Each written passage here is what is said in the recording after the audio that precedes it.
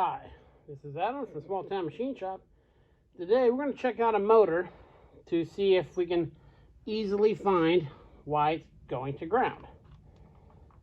Now, I had this checked with a Mega or whatever, and all of it's going to the case. So what we're going to do is check some easy stuff first. I'm going to remove this area here. If these are old cloth wrapped wires, maybe just through vibration, something is now touching in there. Now, when you go through here, as you can see, I can clearly see this is a XYZ. And then these ones, the tags are messed up. Here's the crossbars for linking them. Now, a big proponent of this, just in case I take this off and these wires get messed up and the tags are unreadable, I'm going to go ahead and put some colored tags on them.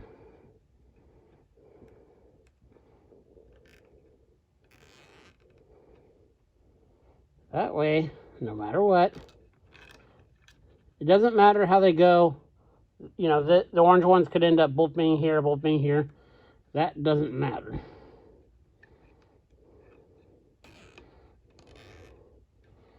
But this little thing right here, for the, the 2 minutes it's going to take,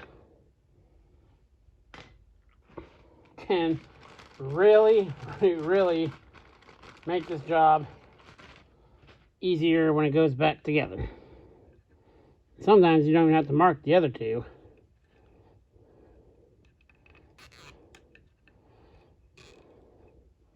Also, if you're super busy like I am, let's say something comes up, I have to go, I have to leave this for a couple days.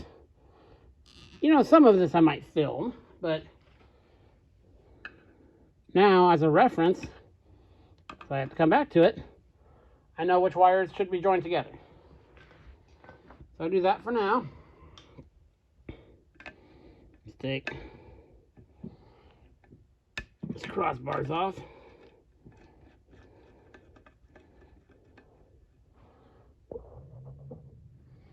Again, we're going to check the easiest stuff first.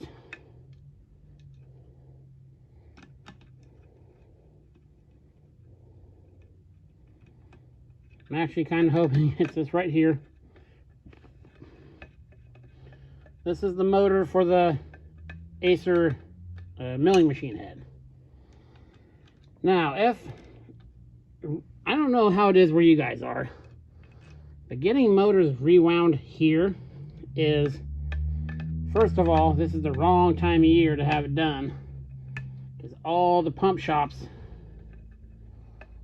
are busy. Pump motor shops are slammed because irrigation season is about to come on. So, not only a long way out, but I was getting quotes from one place $800, another place $900 to rewind this motor if it indeed needs to be rewound. And I spent countless hours searching the internet with the case number on this, or the frame number. This has a 2 diameter shaft that's extra long, with 2 keyways cut in it, and the C face on it is kind of special. So this wasn't finding one. Okay, what I'm going to do is I'm going to stop it. I'll take the rest of these things off and I'll bring you back when I pull that block off. Okay, got all these guys loose. I'm going to take this guy off. And be careful not to drop anything into the motor. See some nuts down there, but they're well below anything. Now, it'd be super cool if whatever was wrong with this motor is right behind here.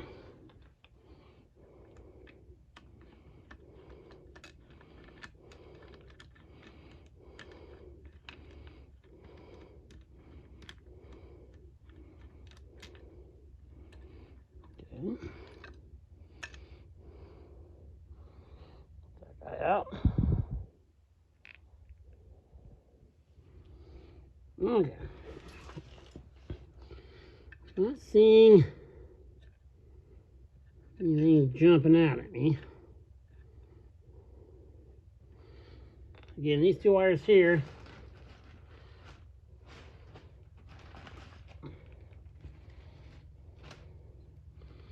now I can get to them just in case.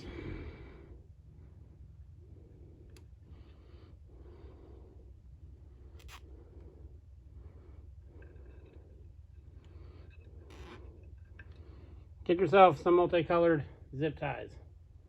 I use them all the time in the shop for wiring and identifying stuff.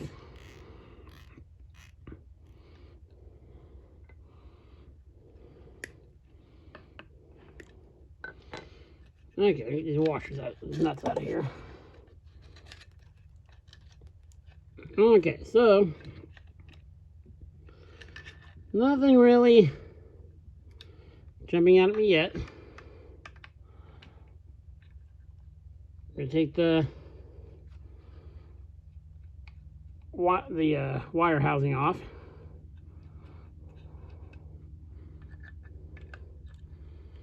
Get it out of our way.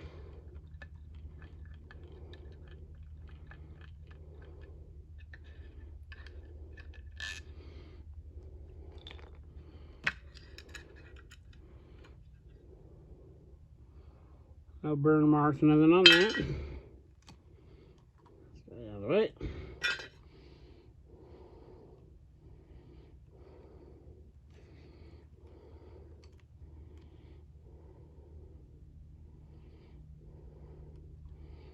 Just kind of look everything over.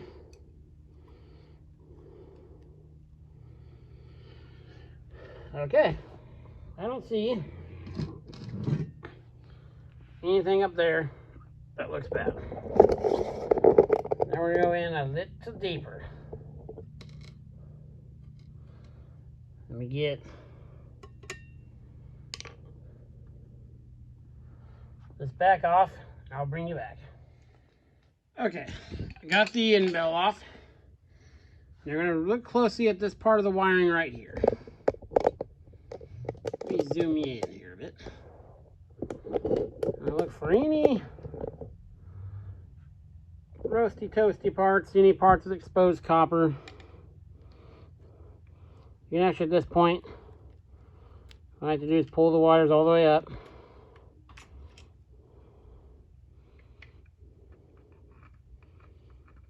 Looking for any super obvious, I mean, everything's black and gritty in here and grimy. So check with, especially with these we're rubbing right here. That's the main thing we're going to be looking at right here.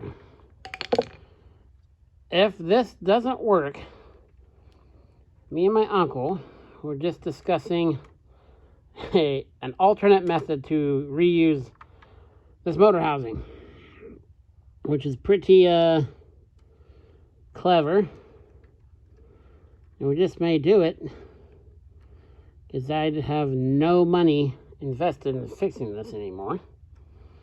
Some of you, when you see the idea, are going to scoff horribly at it. But you know what? If one person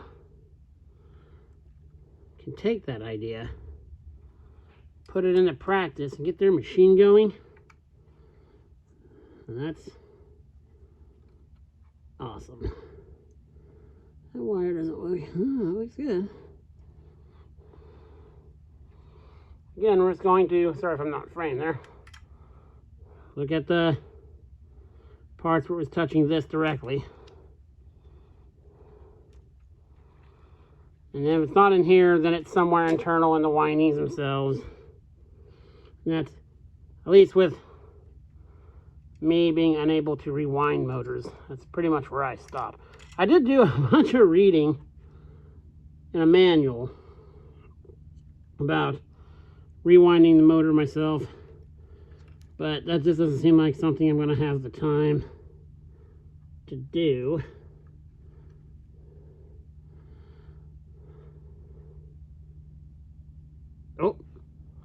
right there. Do you see it? I don't know if camera's picking that up, but there's a crusty burn spot right in that guy. I don't know if that's definitively what got her. Or it may be right here. Now, those were touching the rotor. See where it's broken right there. Let me take my multimeter.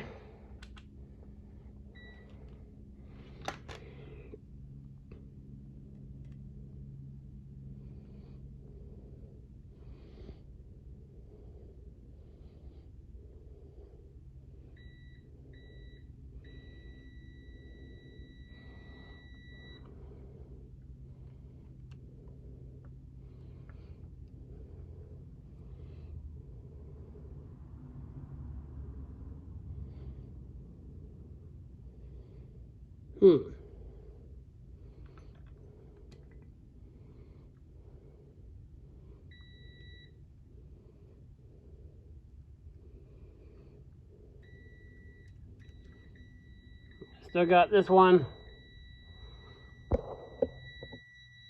going to the case.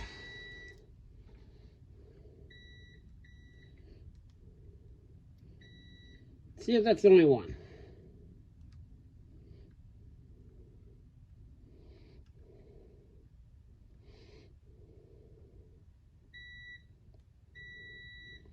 There's two.